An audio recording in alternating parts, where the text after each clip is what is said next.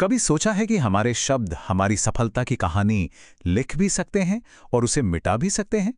आज हम यही जानेंगे कि कैसे शक्तिशाली कम्युनिकेशन स्किल्स के जरिए पर्सनल और प्रोफेशनल दोनों ही जिंदगियों में जीत हासिल की जा सकती है।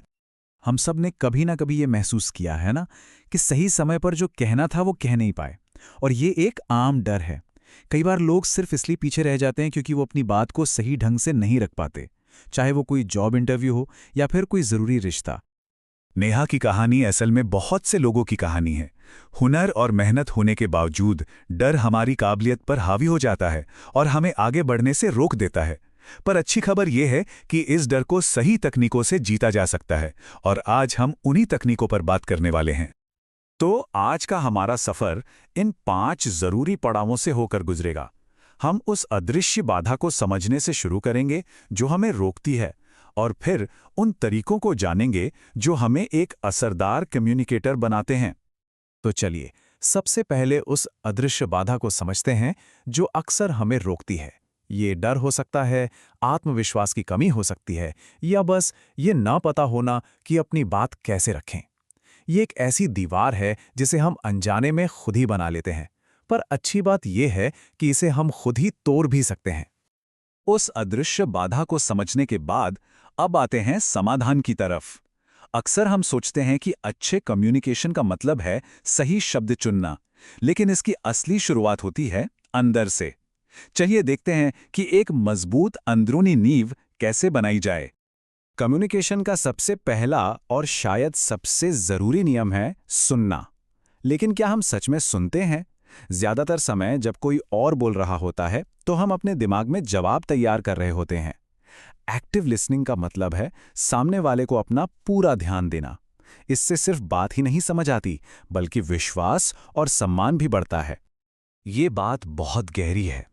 आप जो कहते हैं वो तो जरूरी है ही, पर आप उसे कैसे कहते हैं ये उससे भी ज्यादा मायने रखता है। कम्युनिकेशन सिर्फ शब्दों का लेन देन नहीं है, ये आपके आत्मविश्वास का प्रदर्शन भी है। बोलते समय खामोशी या ठहराव से डरने की जरूरत नहीं है। एक छोटा सा पॉज सुनने वाले को आपकी बात पर सोचने का समय देता है और आपके शब्दों को ज्यादा वजनदार बनाता है। यह दिखाता है कि आप सोच समझकर बोल रहे हैं, जल्दबाजी में नहीं। यह आंकड़ा शायद आपको हैरान कर बे, है ना? जरा इस चार्ट पर नजर डालिए। एक स्टडी के मुताबिक हमारी कम्युनिकेशन का सिर्फ 7% हिस्सा शब्दों पर निर्भर करता है। सिर्फ 7।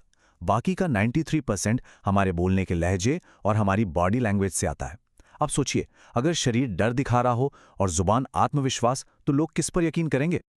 इसीलिए हमारी 2 आवाजें हैं, एक जो मुंह से निकलती है और दूसरी जो हमारा शरीर बयां करता है। अपने पोस्चर, हाव भाव और चेहरे के एक्सप्रेशन पर काम करना उतना ही जरूरी है जितना कि शब्दों पर। शीशे के सामने प्रैक्टिस करना इसे सुधारने का एक शानदार तरीका है। ठीक है, तो जब हमारी अंदरूनी नींव मजबूत हो जाती है, तब हम अपने विचारों को बाहर प्रभावी ढंग से रखने के लिए तैयार होते हैं। अब हम सीखेंगे कि अपने विचारों को साफ और सम्मानजनक तरीके से कैसे व्यक्त किया जाए। यहाँ एक शब्द आता है असर्टिवनेस, यानी दृढ़ता। अब इसका मतलब आक्रामक होना या चिल्लाना बिल्कुल नहीं है।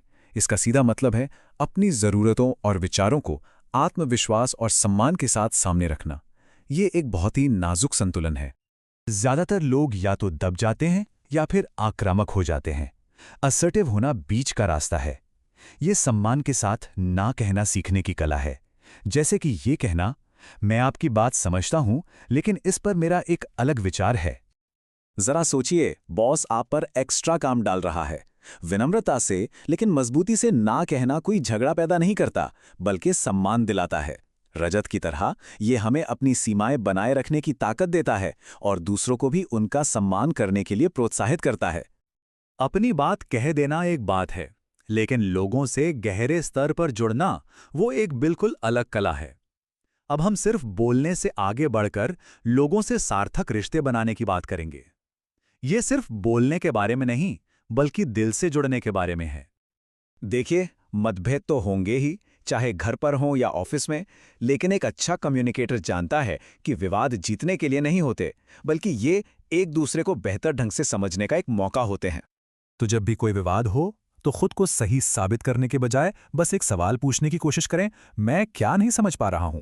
ये एक सवाल पूरी बातचीत की दिशा बदल सकता है और टूटे हुए विश्वास को फिर से बना सकता है। और यहीं पर इमोशनल इंटेलिजेंस यानी EQ काम आती है। ये तालमेल और विश्वास बनाने की सबसे बड़ी ताकत है। ये अपनी और दूसरों की भावनाओं को समझने और उन्हें सही दिशा देने की क्षमता है। इमोशनल इंटेलिजेंस कम्युनिकेशन में सहानुभूति लाती है और सहानुभूति गहरे रिश्ते बनाती है। जब कोई चुप हो तो केवल सवाल न करें, बल्कि ये महसूस करने की कोशिश करें कि वो कैसा महसूस कर रहा है। रिया ने यही किया और अपनी पूरी क्लास को बदल दिया। तो हमने अंदरूनी तैयारी से लेकर बाहरी अभिव्यक्ति और गहरे संबंध बनाने तक का सफर तय किया है। लेकिन ये सारा ज्ञान तब तक बेकार है जब तक हम इसे अभ्यास में न लाएं। अब हम महारत हासिल करने के रास्ते पर ध्यान देंगे। ये एक बहुत ही ताकतवर ख्याल है। अगर वॉरेन बफेट जैसे लोग प्रैक्टिस के जरिए अपने सबसे बड़े डर पर काबू पा सकते हैं, तो कोई भी पा सकता है। सबसे जरूरी बात है शुरुआत करना, चाहे वो कितनी भी छोटी क्यों न हो। ये कुछ ठोस कदम है जिनसे कोई भी तुरंत सुधार करना शुरू कर सकता है। हर बातचीत, चाहे वो दुकानदार से हो या किसी सहकर्मी से, अभ्यास करने का एक मौका है। याद रखिए, प्रैक्टिस से ही आत्मविश्वास आता है। लक्ष्य को बहुत बड़ा बनाने की जरूरत नहीं है। बस हर दिन सिर्फ 1% बेहतर होने का लक्ष्य रखें। ये छोटा सा, लगातार किया गया सुधार समय के साथ एक बहुत बड़ा बदलाव लाएगा। तो अगली बार जब कोई बातचीत का मौका मिले, तो उसे एक चुनौती के रूप में नहीं, बल्कि अभ्यास करने और जुड़ने के एक अवसर के रूप में देखें। चुनाव पूरी तरह से हमारा है।